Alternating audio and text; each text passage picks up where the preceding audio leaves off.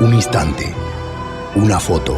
Hemos venido aquí hoy a muchas cosas. Una época de cambios que devienen un cambio de época. A muchas cosas, a caminar, a marchar, a saltar, a cantar. Una frase, un sentimiento colectivo y las ganas de hablar de nosotros en nuestro idioma. Pero entre tantas cosas de las que hoy hemos venido a hacer aquí a Mar del Plata hoy, nuestros problemas, nuestras soluciones, nuestra América adulta y soberana. Y cada uno de nosotros trajo una pala.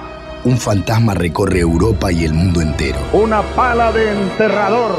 Un continente que expone a la faz del mundo entero sus conceptos, sus fines, sus aspiraciones.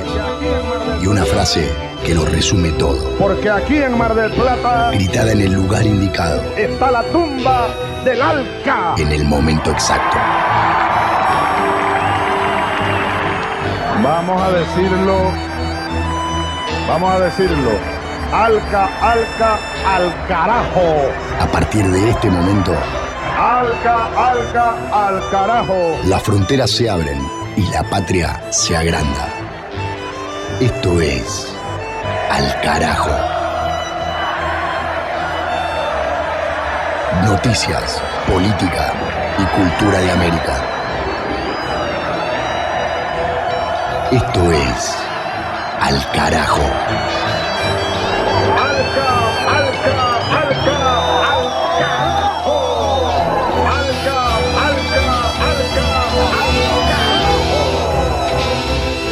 Hola a todos y a todas, somos Mavi Sosa, Juan Francisco Martínez Pería, Aixa Matar y quien habla Pablo Daniel Ovín en esta nueva emisión de Al Carajo que estamos comenzando ahora y durante los próximos 60 minutos, un viaje político, social y cultural por América Latina y el Caribe, país por país y región por región, con este programa en su emisión número 4 de esta temporada 2022, temporada número 13 del ciclo, sonando en distintos días de la semana y del fin de semana y en distintos horarios en cerca de 50 emisoras populares, comunitarias, alternativas, rurales, campesinas, también radios universitarias y radios públicas en la Argentina, en Chile, en Uruguay, en Bolivia y en otros puntos del continente, gracias a cada una de las emisoras que nos aloja en su grilla de programación.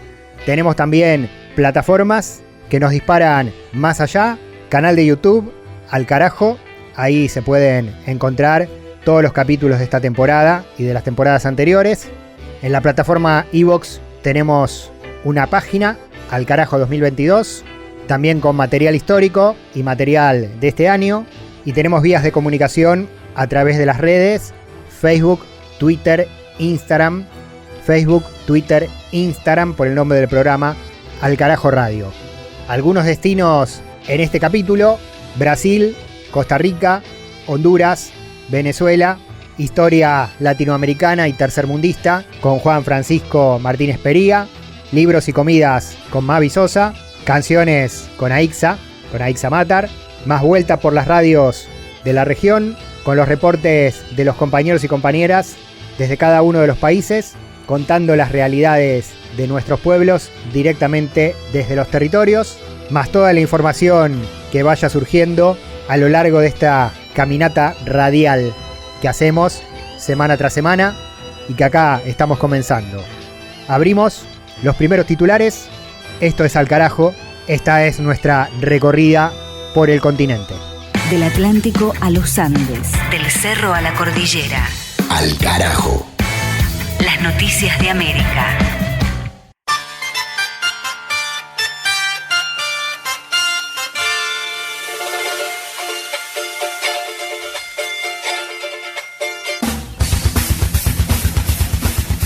En Costa Rica se cierran las campañas de cara al balotaje presidencial. La elección se realiza el domingo 3 de abril entre los dos candidatos más votados en la primera vuelta. José María Figueres, que fue presidente entre 1994 y 1998 del Partido Liberación Nacional de centro izquierda, y Rodrigo Chávez, exfuncionario del Banco Mundial y exministro de Economía del actual presidente Carlos Alvarado, pero postulado por el opositor Partido Progreso Social Democrático. Figueres concentró sus últimos actos proselitistas en la populosa provincia de Limón, mientras que Chávez eligió la zona norte del país para recorrer distintas comunidades.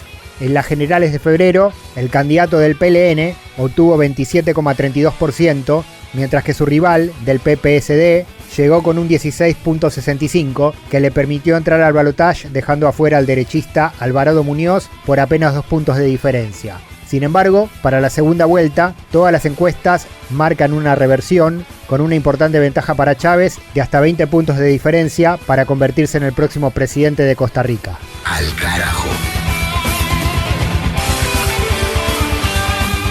En Brasil, matanza en una favela durante un operativo policial.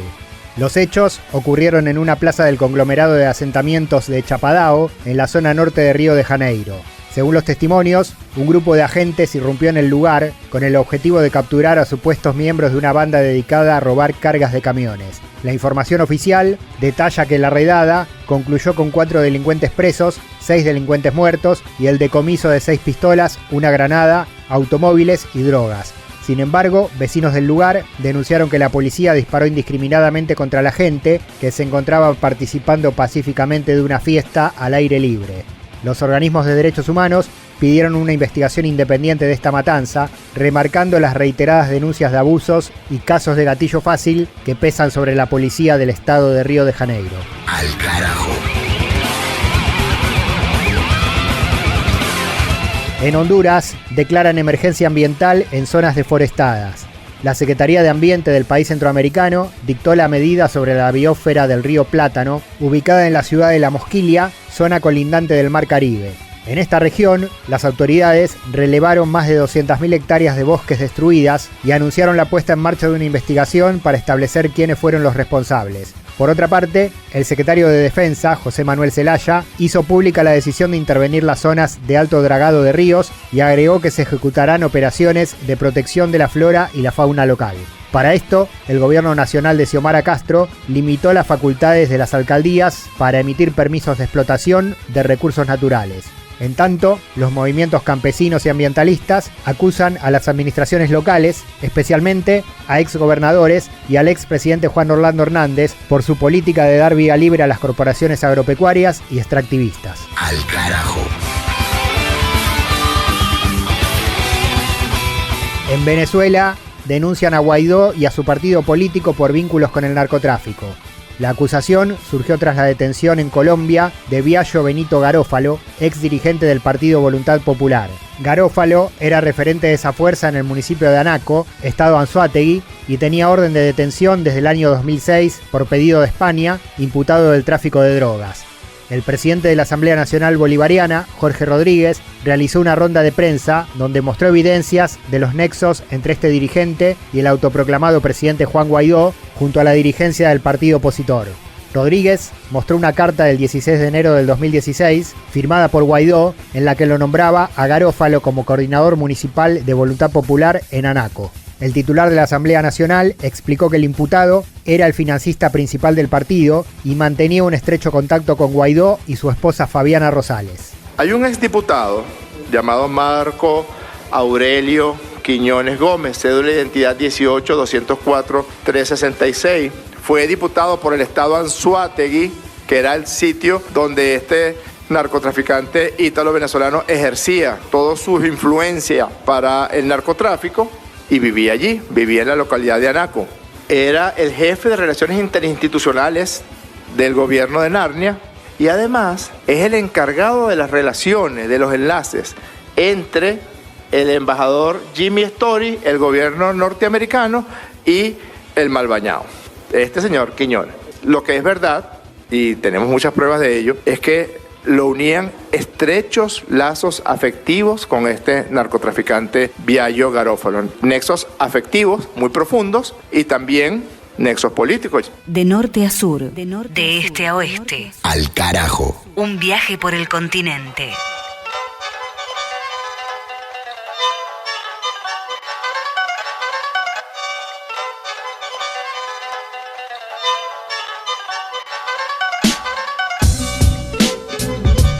Pasó la primera ronda de noticias país por país y región por región en este episodio 4 temporada número 13 de Al Carajo. Y ahora, con este sonido de arrabal, sumamos al aire a la encargada de ponerle música a este programa. Hola Pablo y oyentes de Al Carajo, mi nombre es Aixa Matar y hasta ahora pareciera ser que he evadido exitosamente la argentinización de nuestra lista de reproducción, pero no lo pude evitar y hoy les traje un tema argentino de una mujer que admiro mucho y no pude resistirme a que ella sea mi primera elección argentina. Su nombre es Nelly Omar y ella me enseñó que el tango no es plenamente masculino y sus destrezas no están exclusivamente reservadas para los hombres. Nelly Omar nació en 1911, fue cantante, compositora, actriz e íntima amiga de la señora Evita Perón. Así que con ustedes, Monte Criollo, un tema cuya letra escribió Homero Mansi, quien, entre paréntesis, alguna vez fue una pareja de Nelly Omar, y posteriormente interpretada por Azucena Maizani y la mismísima Nelly Omar. Que lo disfruten.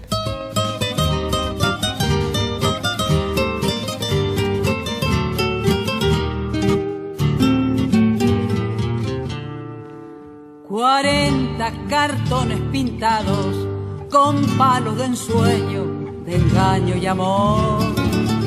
La vida es un mazo marcado, baraja los naipes, la mano de Dios. Las malas que embosca la dicha se dieron en juego tras cada ilusión. Y así fue robándome fichas la carta negada de tu corazón. Hagan juego, monte criollo, que en su emboque tu ternura palpite. Hagan juego, me mandé mi resto en cope y después de los 3 toques con tu olvido me topé.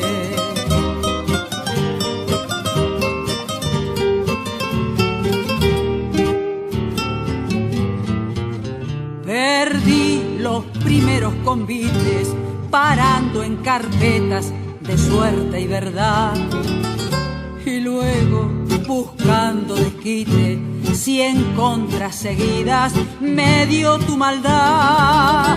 Me ofrece la espada a su filo, rencores del basto te quieren vengar. Hoy juego mi trampa tranquilo y entre oros y copas te habré de olvidar.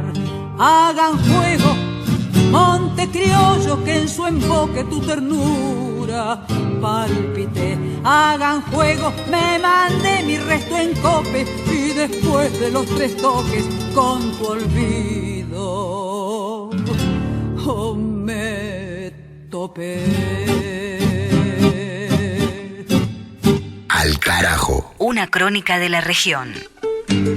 Guajira para el recuerdo. La bestialidad imperialista. Bestialidad que no tiene una frontera determinada ni pertenece a un país determinado. Bestias fueron las hordas hitleristas, como bestias son los norteamericanos hoy, como bestias son los paracaidistas belgas, como bestias fueron los imperialistas franceses en Argelia. Porque es la naturaleza del imperialismo la que bestializa a los hombres, la que la convierte en fieras sedientas de sangre que están dispuestas a degollar, a asesinar, a destruir hasta la última imagen de un revolucionario, de un partidario de un régimen que haya caído bajo su bota o que luche por su libertad. Y la estatua que recuerda a Lumumba, hoy destruida pero mañana reconstruida, nos recuerda también en la historia trágica de ese mártir de la revolución del mundo, que no se puede confiar en el imperialismo, pero ni tantito, nada.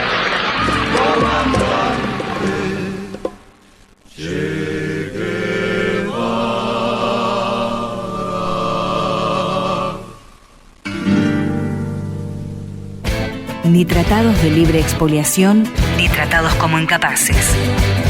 Al carajo.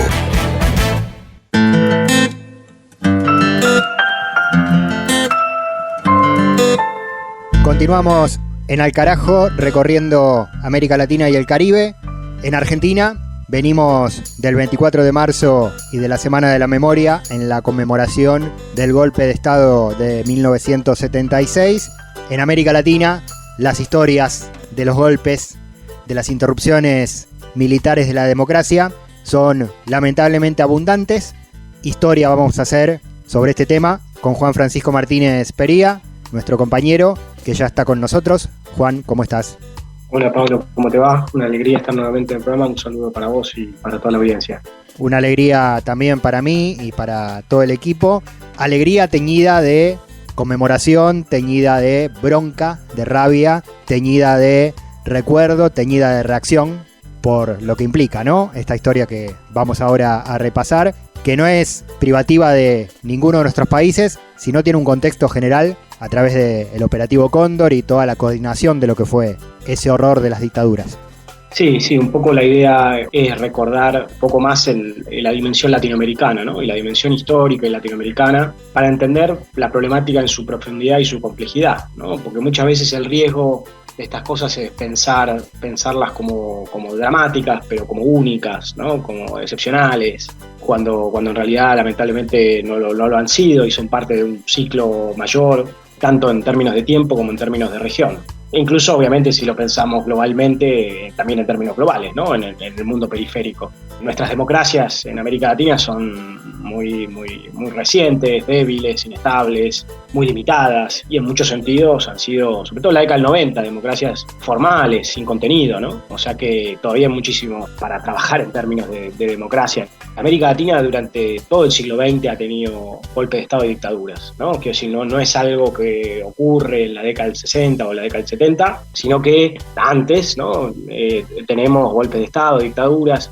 La década del 30 puntualmente fue un momento de gran crisis económica, socioeconómica, entonces ahí hubo múltiples golpes de Estado. Estos golpes de Estado no necesariamente fueron iguales en todos lados, pero ya empezamos a ver rupturas del orden formal. También hay que recordar que igual nuestros países eran escasamente democráticos, ¿no? O sea, eran golpes de Estado con democracias también ya muy débiles, por supuesto, y muchas veces más formales que otra cosa, pero ahí tenemos un recorrido. Algo también muy importante es que en América Latina, en el siglo XX y ya en estas primeras décadas, vamos a tener dictaduras muy extensas, dictaduras casi dinásticas, y que además van a estar muy vinculadas a las ocupaciones norteamericanas. O sea, Estados Unidos va a ocupar distintos países del Caribe y de Centroamérica, y una vez que se va a ir, ¿no? va a ir dejando dictadores, ¿no? O Estados Unidos lo va a apoyar, ¿no? Los casos más emblemáticos es el de Trujillo, ¿no? Que tuvo una extensa dictadura en la década del 30, en la década del 40, en la década del 50, que también era una dictadura de este tipo dinástica, porque bueno, no gobernó solamente él, sino también gobernó parte de su familia. Otro caso también muy emblemático fue el de Somoza y sus hijos, ¿no? Que también surge a partir de las ocupaciones y las intervenciones en Nicaragua. Otro caso también de dictadura extensa y dramática es la de Guatemala, la de Jorge Ubico, ¿no? Entonces nosotros ya tenemos este tipo de dictaduras, y tenemos algo muy importante, que es este tipo de dictaduras que son dictaduras oligárquicas, ¿no? Antipopulares, y también muy importante, sobre todo las de Centroamérica, del Caribe, muy vinculadas con Estados Unidos, ¿no? Muy pergeñadas y apoyadas de Estados Unidos. Pero va a empezar a haber un momento bastante de quiebre, digamos, a partir de la década de fin del 40, comienzo del 50, ¿no? Que tiene mucho que ver con la Guerra Fría, ¿no? Con la Guerra Fría y la intervención de Estados Unidos en América Latina, ¿no? Y en su patio trasero, y también en la ampliación de la hegemonía de Estados Unidos en la región, ¿no? Y ahí tenemos un momento muy importante que ocurre en Guatemala. En Guatemala había habido una revolución que había derrocado a Jorge Ubico, y que después había derivado en el gobierno democrático de Juan José Arévalo y después en el gobierno democrático de Jacobo Arbenz. Jacobo Arbenz era un militar, pero había sido electo democráticamente, un presidente progresista, y fue derrocado en 1954. Más adelante podemos hablar de eso en otro programa, pero fue claramente un golpe de Estado pergeñado por Estados Unidos, ¿no? Y construido en base a este discurso de la Guerra Fría, ¿no? Del fantasma del comunismo, etcétera, etcétera. Y ahí hay un primer momento de una serie de dictaduras, ¿no? Recordemos también otra dictadura que muy importante, las dictaduras en Cuba, ¿no? La dictadura de Machado, después la dictadura de Batista, ¿no? Apoyada directamente también por Estados Unidos. Y hay un parteaguas en esta historia, como toda la historia del siglo XX, que es la Revolución Cubana, ¿no? La Revolución Cubana, que es la revolución más importante en América Latina del siglo XX, abre ahí todo un proyecto alternativo, un proyecto revolucionario muy intenso, y genera pánico en toda la región. Hay un bloqueo, por supuesto, Estados Unidos, y eso va a derivar, digamos, en una intensificación de la Guerra Fría, ¿no? Bueno, antes, obviamente, de la Revolución Cubana, en la Argentina, la caída del peronismo, ¿no? El derrocamiento del peronismo, también muy importante en 1955, que va a ser una dictadura también terrible, sanguinaria, fusiladora. Y después en la década del 60 nosotros ahí tenemos una aceleración del conflicto en América Latina. Me parece esto muy importante para entender un poco a lo que se llega. Generalmente los autores hablan como de dos momentos, ¿no? Un momento previo a las dictaduras de los 70 y después las dictaduras de los 70, ¿no? Ya en la década del 60 nosotros tenemos múltiples golpes de Estado, ¿no? Tenemos golpe de Estado en Bolivia, tenemos golpe de Estado en Brasil en el 64, tenemos golpe de Estado en la Argentina en el 66, ¿no? Y tenemos múltiples golpes de Estado y tenemos esta idea de doctrina de seguridad nacional, ¿no? Esta idea de, justamente en el marco de la Guerra Fría, esta idea de que los militares deben intervenir políticamente y activamente, militarmente dentro de las fronteras, porque hay un enemigo ideológico, ¿no? Pero esas dictaduras, digamos, que fueron sanguinarias y terribles, no son exactamente lo mismo que van a ocurrir en las dictaduras de los 70, ¿no? En las dictaduras de los 70 algo que es muy importante es que es un ciclo de dictaduras, digamos, no son únicas, sino que operan, digamos, en conjunto y de manera coordinada. Vos, Pablo, hablabas del Plan Cóndor, ¿no? Esto es conocido, pero hay que repetirlo.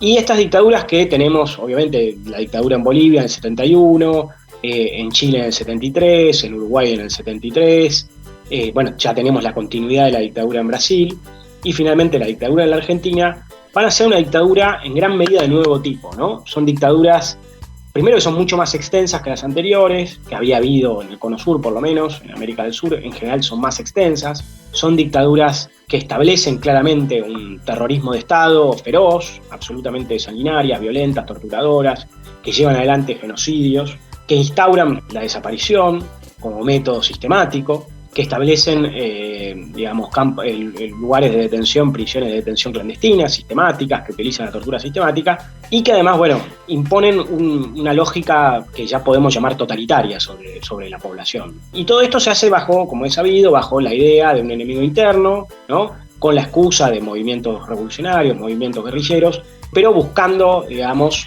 y esto me parece una de las cosas más importantes, un cambio profundo de nuestras sociedades, ¿no? Me parece que esto es muy importante. En la década del 60 y 70, sobre todo el calor de la Revolución Cubana y los procesos de descolonización en África y en Asia, hay toda una reactivación revolucionaria en América Latina que no necesariamente tuvo únicamente una dimensión guerrillera, digamos. Eso estuvo, pero no fue lo único, sino que hubo un gran despertar cultural, político, social, una primavera de los pueblos, como se llamaba en ese momento. Y justamente eso fue lo que se intentó destruir, digamos, ¿no? Se intentó aniquilar, arrasar totalmente con cualquier tipo de pensamiento crítico, cualquier proyecto alternativo, etcétera, etcétera, ¿no? Pero además de eso, una de las cosas fundamentales que se buscó fue destruir el modelo, digamos, socioeconómico que venía existiendo en América Latina, que en realidad era un modelo en tensión permanente, pero que tenía cierta lógica que se ha llamado estadocéntrica, digamos, ¿no? Con un estado interventor, con cierto estado de bienestar, con cierto proyecto industrialista. Todo eso fue aniquilado, salvo en el caso de Brasil, que fue modificado, pero en el caso de la Argentina, en el caso de Chile sobre todo, ¿no? El comienzo de un modelo neoliberal, ¿no? Entonces estas dictaduras, con esa violencia absoluta, que fue distinta a las dictaduras anteriores, incluso siendo dictaduras terribles, lo que buscó fue poner fin a décadas de conflicto, ¿no? Y terminar absolutamente con proyectos alternativos, ¿no? Proyectos revolucionarios, y terminar totalmente con ese modelo estadocéntrico y destruir cualquier tipo de primavera de los pueblos que pudiese ocurrir, ¿no? Y esto me parece que ha sido gran cambio, y ahí se empieza a introducir el neoliberalismo, ¿no? Que el neoliberalismo se va a consolidar, sobre todo en la década del 90. En Chile ya claramente se empieza a consolidar antes, Pero ahí hay muchas de las cosas que nosotros todavía seguimos, ¿no? El individualismo, el no te metas en política, la idea de política es mala, la idea de, digamos, una perspectiva muy antinacional, ¿no? Toda una serie de sentidos comunes neoliberales que se construyen y se introyectan de manera muy violenta, obviamente. Estaba toda esta idea de, bueno, algo habrán hecho, no te metas, ¿no? Y toda una serie de cosas. No solamente hay consecuencias económicas muy claras, socioeconómicas muy claras. Totalmente.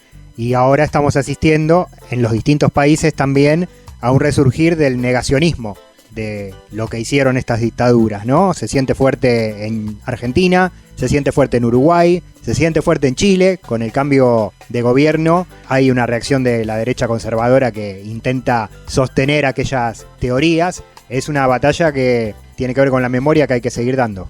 Sí, bueno, el caso más emblemático, por supuesto, es el de Bolsonaro, ¿no? Que directamente reivindica el golpe del 64, ha reivindicado Pinochet, ¿no? Y eso también tiene que ver con cómo se dieron después los procesos de democratización, ¿no? Es muy sabido que los procesos de democratización fueron muy distintos y que los procesos de justicia y de reparación fueron muy distintos. El caso donde más se pudo avanzar fue en Argentina, ¿no? Donde, bueno, se pudo juzgar, donde Videla murió encarcelado, donde a pesar de, digamos, bueno, Alfonsín avanzó y después frenó, pero después en la época de Néstor Kirchner y Cristina se volvió a retomar los juicios y continúan los juicios. Digo, ha habido una política en la Argentina muy activa, ¿no? De recuperación de la memoria y de enjuiciamiento, que ha sido muy distinta en otros países, ¿no? Otros países como, bueno, Chile es el caso más emblemático, ¿no? Durante muchos años la constitución de Pinochet como senador incluso, ¿no? Pinochet sin ser juzgado salvo afuera. Y en el caso de Brasil, donde hicieron una autoamnistía, o en el caso de Uruguay, donde no se quiso juzgar tampoco. Entonces, este negacionismo del que vos comentabas, Pablo, tiene una historia, ¿no? Previa, y es, por supuesto, muy preocupante. Y por eso esta historia no es meramente una historia arqueológica que hay que recordar solamente por interés historiográfico, sino por urgencia política, ¿no? Porque realmente son cuestiones muy graves, muy graves, y son discursos negacionistas muy fuertes, como vos decías. Sí, y de todo el recorrido que hiciste, subrayar fuertemente que en todos los casos las dictaduras latinoamericanas fueron en pos de intereses geopolíticos y económicos de los Estados Unidos, salvo excepciones de conflictos internos entre distintas facciones de las sociedades. Siempre estuvo el interés de Estados Unidos digitando esas dictaduras antes y después del Plan Cóndor, y esto después de esas operaciones militares que parecen del pasado, sigue sucediendo a través de otros mecanismos, ¿no? A través del lawfare, sí. A través del intervencionismo económico, el Fondo Monetario Internacional y las deudas. Esa matriz de la dictadura funciona ahora de otras formas. Sí, absolutamente, digamos, ¿no? Y no solamente en América Latina, sino también en África y en Asia, ¿no? En el Medio Oriente, es tal cual, digamos, ¿no? Estados Unidos ha apoyado todas estas dictaduras y las ha impulsado, las ha sostenido sistemáticamente. Y obviamente que seguimos viviendo esas lógicas, esas continuidades, por supuesto. Juan Francisco Martínez Pería, historiador, las dictaduras en América Latina en esta oportunidad. Siempre nos recomendás libros. En esta oportunidad, ¿a dónde podemos ir? Bueno, hay un libro muy bueno que se llama Por la razón o por la fuerza, de Marcos Reutemann, que es una historia de las dictaduras latinoamericanas. Hay otro libro de Waldo Ansaldi y Verónica Giordano que se llama Tiempo de Violencias, que habla de las dictaduras y habla también del uso de la violencia en la política latinoamericana. Hay un texto clásico de Alain Rouquet que se llama Dictaduras Latinoamericanas. Después también hay mucho, digamos, de literatura, ¿no? El libro de Asturias sobre el señor presidente, sobre Ubico, ¿no? La literatura y las películas también, ¿no? Yo pensaba, bueno, la historia oficial en Argentina, Missing en el caso de Chile, Machuca también para el caso de Chile, ¿no? Ha habido también mucho cine narrando, digamos, el drama de las dictaduras, que ha sido absolutamente trágico, ¿no? Realmente yo creo que hay que subrayar y volver, ¿no? Lo que vos decías sobre el negacionismo es nuestras sociedades y la enorme desigualdad que tienen nuestras sociedades, la enorme inequidad, la dependencia, la pobreza, no se puede explicar sin estos cortes, ¿no? Porque además los cortes, digamos, además de los 60 y 70, las dictaduras impidieron la posibilidad de que congeniaran movimientos progresistas a la misma vez. Digamos, una de las grandes tragedias era que cuando surgía un presidente progresista era derrocado, digamos, ¿no? Y nunca podían trabajar al unísono. Por eso el momento de lo que se ha llamado el ciclo progresista o nacional popular al comienzo del siglo XXI fue muy excepcional, ¿no? Pero recordemos que también vino rápido con golpes, porque hoy estamos hablando de los golpes de los 60 y 70, pero recordemos el golpe de Estado en Haití, el golpe de Estado a Chávez, ¿no? Después Mel Zelaya, ¿no? Lugo, Dilma, ¿no? Evo Morales, el más reciente, ¿no? Golpe de Estado, algunos disimulados y otros directamente, ¿no? Y ahí también con el negacionismo, recordemos toda la discusión sobre el golpe de Estado en Bolivia, mucha gente intentando hacerlo pasar por algo que no era un golpe, ¿no? Así que esto tiene mucha urgencia y es muy preocupante. Ni olvido ni perdón, a nivel regional decimos, en América Latina, en Al Carajo, Juan Francisco Martínez Pería, historiador del Centro Cultural de la Cooperación de Buenos Aires, Argentina, con nosotros en el programa. Gracias, Juan, como siempre. Muchas gracias, Pablo, nos estamos viendo la semana que viene. Seguimos en Al Carajo. Al Carajo. Una mirada al sur desde el sur. Al Carajo. Al Carajo. Identidad, música y cultura de América Rebelde.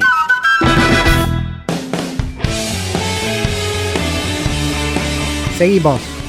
Sumamos al aire ahora a Mavi Sosa y la recorrida por América Latina sigue con comidas.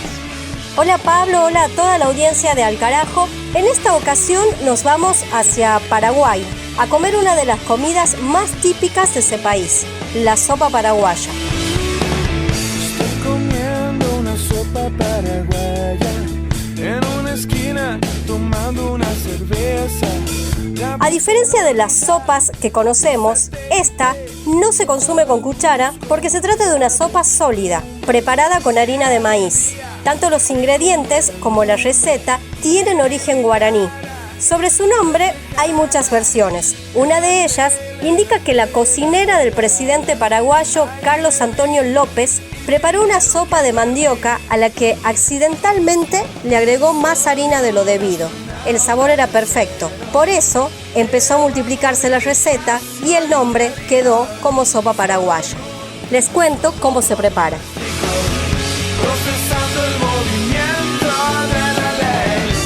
Pelar y cortar finamente en juliana 3 cebollas. Cocinarlas con 2 cucharadas de aceite en una sartén hasta que quede translúcida. Salpimentar a gusto. Por otro lado, batir 4 huevos en un recipiente hasta que se tornen espumosos y firmes. En otro recipiente, mezclar 300 gramos de harina de maíz con 500 centímetros cúbicos de leche y la cebolla sofrita. A esa preparación, verter suavemente los huevos batidos junto a 300 gramos de queso fresco o cualquier queso blando cortado en cubos. Volcar la preparación en una fuente para horno previamente preparada y espolvorear con queso rallado. Cocinar durante 40 minutos. Sacarla del horno, enfriar y cortar en cuadrados. Lista la sopa paraguaya. Soy un astronauta casero que va por el espacio interior. Soy un astrónomo doméstico, procesando el movimiento de la ley. Soy un astronauta casero que va por el espacio interior.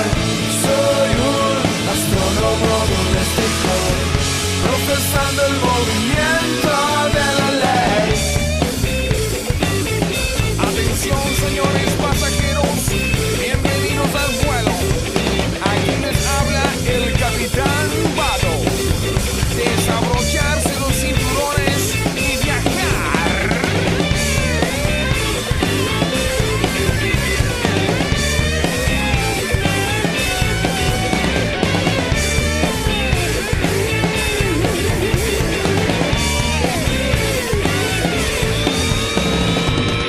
Soy un astronauta casero que va por el espacio interior.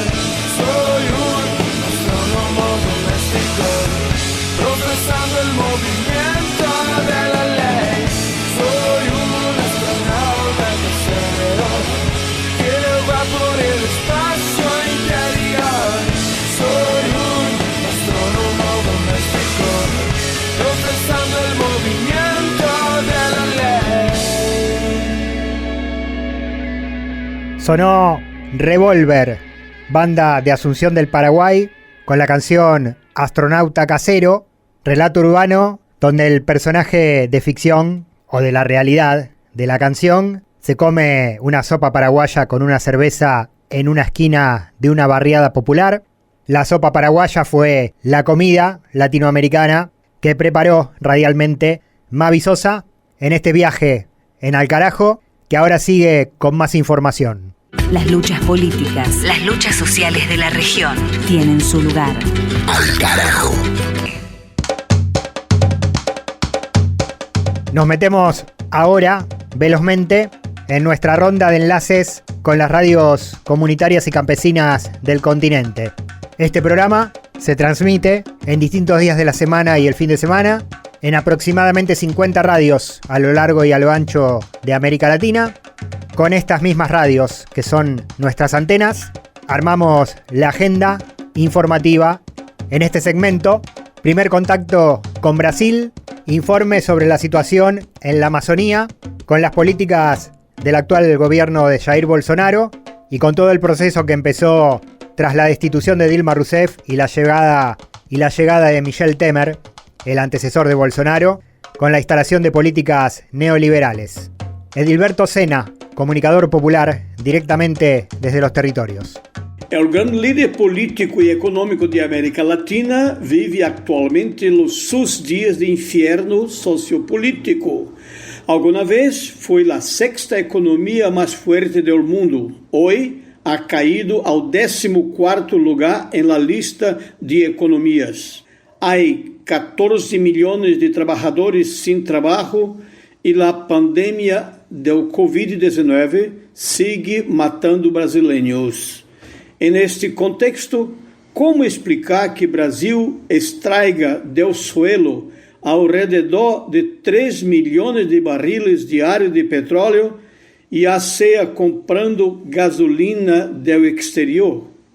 ¿Cómo explicar que en Brasil hoy una familia pague R$120 por una botella de gas equivalente a $24? Un conductor de carro debe pagar R$7,58, cerca de $1,50 por 1 litro de gasolina. ¿Qué acontece en Brasil? El gigante está sangrando y la población está muriendo. En la Amazonía, además de los 11.000 kilómetros de selva destruidas en un año pasado, los ríos son contaminados por garimperos y empresas mineras, que también invaden territorios indígenas.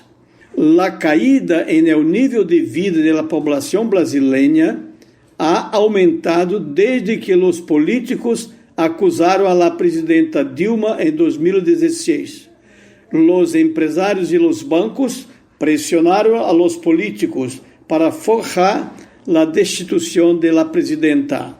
Desde entonces, redujeron los derechos de los trabajadores con la reforma laboral. Socavaron los derechos de seguridad social con la reforma de las pensiones y privatizaron importantes empresas como refinerías de petróleo, aeropuertos y entregaron a Petrobras en manos de los accionistas privados. Entonces, el año pasado, los accionistas de Petrobras tuvieron 110 mil millones de reales en dividendos y la gente comenzó a pagar más por el gas de cocina y el combustible. Con esto, la inflación nacional subiu a 12% actualmente. ¿Cómo explicar tanta tontería? Es una consecuencia de la corrupción corporativa y de los banqueros, la corrupción de los políticos que apoyan al gobierno corrupto de Bolsonaro. Pero, sobre todo, es un país de 210 millones de brasileños sumisos, resignados a la servidumbre de la situación nacional. Fue el informe del colega Edilberto Senna, comunicador popular de Brasil, vía la delegación de ALER, la Alianza Latinoamericana de Enseñanzas Radiofónicas, desde el territorio. Ahora en Al Carajo, contacto con El Salvador, la lucha de las mujeres campesinas e indígenas por el acceso al agua, informe de Alfredo Carías. El Estado salvadoreño continúa sin garantizar los derechos de las mujeres en el territorio. Y son las más afectadas por la injusticia de acceso al agua, como es el caso de Rosa Chávez, del municipio de San Juan Talpa, departamento de La Paz. En nuestro territorio hay mucha injusticia con respecto al agua y al uso que le dan las grandes empresas al material pétreo. Están haciendo labores de extractivismo y esto viene a causarle daño a la población en general, pero más que todo a las mujeres, porque como decíamos que son las mujeres las que pues les afecta más porque son las proveedoras del agua en la casa, ¿verdad? Son las que tienen la mayor utilidad sobre el agua. Pero sin embargo también hay otras cosas que también afectan. Cuando se extrae el material pétreo del río, como decir la piedra, esto causa inundación en la parte baja. Cuando sucede esto, ya se inundan las comunidades y pues las casas se llenan, las mujeres tienen que ir a albergues, se quedan sin agua para poder consumir agua potable. Las mujeres que integran el Foro del Agua denunciaron que la Ley de Recursos Hídricos legaliza el despojo y acaparamiento del agua, según palabras de Dalia González, representante del foro. Entonces, también recordemos que la Ley de Recursos Hídricos tampoco resuelve esta injusticia hídrica que afecta más a las mujeres. Incluso ahora esta ley lo que viene es a agravar más la situación de las mujeres, con la obligación del pago del canon por parte de las juntas de agua. Las que van a ser más afectadas son las mujeres, porque los sistemas de agua se verán obligados a incrementar muy probablemente sus tarifas a las personas usuarias, incluso teniendo la probabilidad que muchas familias ya no puedan pagar estas tarifas, y las mujeres son las que van a tener que ir en la búsqueda del agua. También esta ley tampoco crea mecanismos concretos para promover la participación activa de las mujeres, a pesar que de manera nominal se reconoce la promoción de la participación de las mujeres, pero no se crean mecanismos concretos. Para el Foro del Agua, esta realidad sobre el agua en el territorio solo genera mayor pobreza y aumenta las situaciones de vulnerabilidad de las niñas, adolescentes y mujeres, que se exponen a la violencia en cualquiera de sus manifestaciones, en su lucha por obtener este bien natural. Informó Alfredo Carías. Al carajo. Una crónica de la región. Ya continuamos con más reportes e informes en enlace con las radios comunitarias y campesinas del continente. Ahora vamos a volver a la música. Tercera canción del programa, segunda que va a poner Aixa Matar, que hace un rato se vino muy argentina y ahora nos vuelve a marcar el mapa con una nota musical en algún punto del continente. Aixa. Bueno, espero que hayan disfrutado el tango anterior. Ahora vamos a continuar con nuestra lista de reproducción que vino como una sudestada, trayendo artistas del sur. Esta vez nos acompaña Alejandro Balvis. Alejandro Balvis es un artista uruguayo y tiene un tema que me encanta que se llama Canción con Vos, entre otras. Espero que lo busquen porque es un gran escritor. Otros de los temas que me gustan son, por ejemplo, El lugar, Lo que espero de ti o La correntada. Y bueno, queríamos hacerle este regalo al Uruguay, ya que siempre está esta tensión de si el tango es argentino o uruguayo, y como creo firmemente que el tango es argentino, vamos a mimar un poco a nuestros oyentes de Uruguay con este cantautor intrínsecamente uruguayo. Así que con ustedes les presento a Alejandro Balvis, Canción con Vos. El amor es un sitio donde tu piel reposa, va medio ser apenas del niño y de la rosa. El amor va contigo cuando tú vas conmigo, y decimos nosotros en el mismo sentido. El amor es el cauce de un río compartido. Cruzan mucho paisaje, pero es el mismo río. El amor nunca olvida lo amado y padecido, y como nunca olvida, no conoce el olvido. El amor nunca olvida lo amado y padecido, y como nunca olvida, no conoce el olvido. Por eso, compañera, cuando salgo al camino y en el trébol del día parpadea el rocío, te pienso largamente, te nombro despacito, y es como si de pronto me nombrara a mí mismo. Oh, te pienso largamente, te nombro despacito, y es como si de pronto me nombrara a mí mismo. Oh, oh, oh, oh. Por eso, compañera, cuando salgo al camino y en el trébol del día parpadea el rocío, te pienso largamente, te nombro despacito, y es Canción con Voz, versión en vivo, Alejandro Balvis, Uruguay, en Al Carajo. Al Carajo. Y emprendemos el último tramo de enlaces con las radios amigas del continente, con los periodistas, con los comunicadores populares, con la información directamente desde los territorios. Ahora desde Quito, Ecuador, desde la red Corape, nuestro compañero Carlos Ramírez nos cuenta sobre las medidas de fuerza de los gremios y sindicatos combativos contra las políticas neoliberales y privatizadoras del presidente Guillermo Lasso.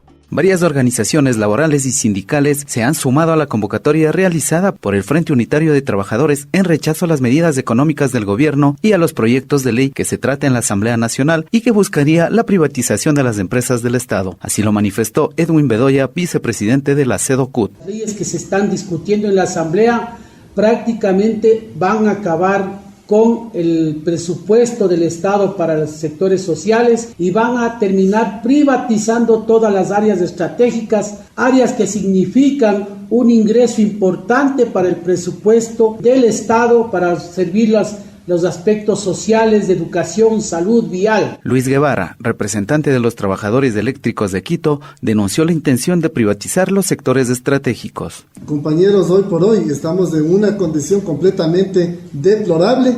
Los sectores estratégicos, los trabajadores eléctricos del país, específicamente de la empresa eléctrica de Quito, demandamos completamente el retiro del decreto 238-239, que compensaría con una privatización, la concesión o la monetización, cualquiera que sea el término, pero de entregar todos los sectores estratégicos directamente a poderes económicos fuera del país. Gabriel García, representante de los trabajadores del petróleo, denunció sobre la creación de fideicomisos para el ingreso de empresas privadas. Las pretensiones del gobierno de turno en la creación de los fideicomisos de prelación de pagos, que esto en realidad es un peligro, ya que con esto lo que se intenta hacer es crear un fideicomiso para que las empresas generadoras privadas que ingresen a raíz de esta apertura de los decretos 238 y 239, puedan tener garantizado el pago sobre las inversiones, sobre la rentabilidad que cada una de las empresas eléctricas produce. Denunciaron que se sumarán a los procesos de resistencia y ratificaron su participación en la jornada de movilización. Carlos Ramírez, Corape informa. Muchas gracias a Carlos desde Quito, desde la red Corape, desde las barriadas de la capital ecuatoriana y de los pueblos de todo el país, parte del panorama informativo de nuestro Al Carajo prácticamente todas las semanas en esta temporada, para completar la vuelta por el continente vía antenas comunitarias. Vamos a compartir un informe de un viejo, gran e histórico amigo de este ciclo radiofónico. a lo largo de los 13 años que tiene Al Carajo. Lo hemos tenido desde Cuba y en esta oportunidad comparte su voz también Héctor Martínez Pires de Radio Habana Cuba, uno de los grandes referentes de la comunicación en la isla desde las épocas del inicio de la revolución hasta hoy. De la mano de Pedro tenemos un informe, en esta oportunidad no relacionado con Cuba, sino con Puerto Rico, donde se cumplieron los 85 años de la masacre de Ponce, cometida por las fuerzas colonialistas norteamericanas. A esta conmemoración se refiere Pedro Martínez Pires desde Radio Habana, Cuba. 85 años se cumplen de uno de los hechos más sangrientos sufridos por el pueblo boricua, la masacre de Ponce. El 21 de marzo de 1937, un domingo de Ramos, entre las calles Marina y Aurora en el centro histórico de Ponce, ocurre la masacre provocada por disparos a mansalva de la policía del gobierno colonial de Puerto Rico. Ese día, la Junta Nacionalista de Ponce tenía programada una actividad para conmemorar la abolición de la esclavitud de 1873 y al mismo tiempo protestar por el encarcelamiento de don Pedro Albizu Campos y otros nacionalistas acusados de tratar de derrocar el gobierno colonial impuesto por Estados Unidos. Pasadas las 3 de la tarde, los nacionalistas entonaron las notas de la borinqueña, el himno nacional de Puerto Rico, y a los pocos minutos de iniciado el desfile, la policía abrió fuego contra la multitud, asesinando a 19 personas, entre ellas una mujer y una niña nombrada Georgina Maldonado. También fueron heridos otras 200 personas. Ninguno de los policías que actuaron en la masacre fueron procesados y el gobernador colonial de la época estuvo 2 años más al frente del gobierno impuesto por los Estados Unidos. Fue una verdadera masacre la de Ponce, la ciudad natal de don Pedro Albizu Campos, donde una vez participé en 1993 como parte de un panel con Laura Esperanza, hija de don Pedro, el patriota boricua Rafael Cancel Miranda y el escritor y abogado Enrique Ayoroa. Los cubanos no olvidamos el apoyo de los puertorriqueños a la lucha por la independencia de Cuba. La masacre de Ponce es uno de los grandes crímenes cometidos por el imperio y sus lacayos contra el pueblo de Puerto Rico, que continúa siendo hoy, para vergüenza de los Estados Unidos, la colonia más antigua del mundo. Desde Radio Habana, Cuba, les habló Pedro Martínez Pires. De norte a sur, de este a oeste. Al carajo. Un viaje por el continente. Es bonita y la verdolaga por el suelo. Bonito como se riega y la verdolaga por el suelo. 4. Con el solo nombre asusto, me dijo el día que la conocí. Eso me gusta. Se notaba que le gustaba porque pronunciaba su nombre vocalizando cada sílaba y remataba con una sonrisa, como si sus dientes blancos fueran su segundo apellido. Tijeras, le dije a la enfermera. ¿Tijeras? Sí, tijeras, le repetí imitando el movimiento con los 2 dedos, como las que cortan. Rosario Tijeras, anotó ella después de una risita tonta. Nos acostumbramos tanto a su nombre que nunca pudimos pensar que se llamara de otra manera. En la oscuridad de los pasillos, siento la angustiosa soledad de Rosario en este mundo, sin una identidad que la respalde, tan distinta a nosotros que podemos escarbar nuestro pasado hasta el último rincón del mundo, con apellidos que producen muecas de aceptación y hasta perdón por nuestros crímenes. A Rosario, la vida no le dejó pasar ni una, por eso se defendió tanto, creando a su alrededor un cerco de bala y tijera, de sexo y castigo, de placer y de dolor. Ay, la verdolaga, ay, la verdolaga, por el suelo. Al carajo. Aquí se queda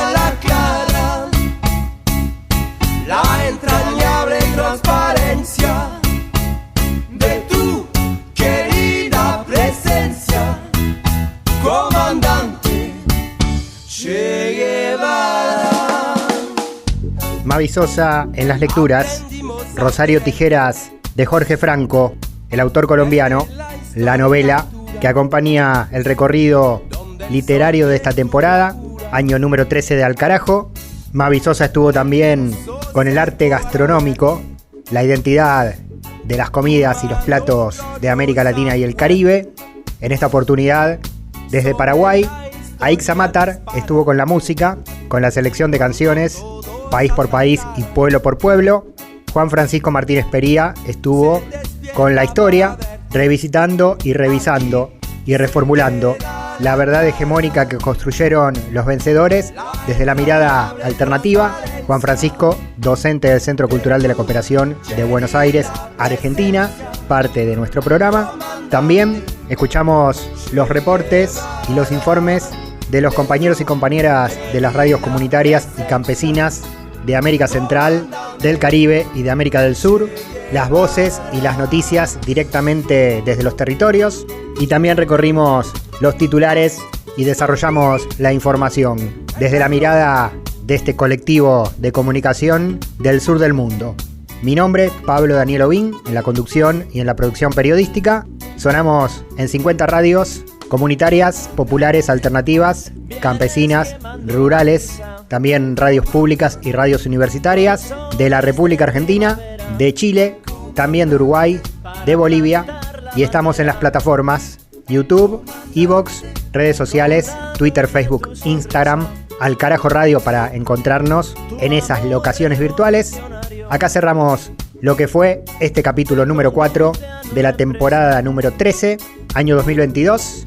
En este aire nos volvés a escuchar en exactamente una semana, mismo día, misma hora y mismo dial que en esta oportunidad. Se fue el cuarto episodio del año de Al Carajo. Hasta el próximo encuentro en el éter o en las redes. Hasta la próxima. De tu querida presencia, comandante Che Guevara, de tu querida presencia.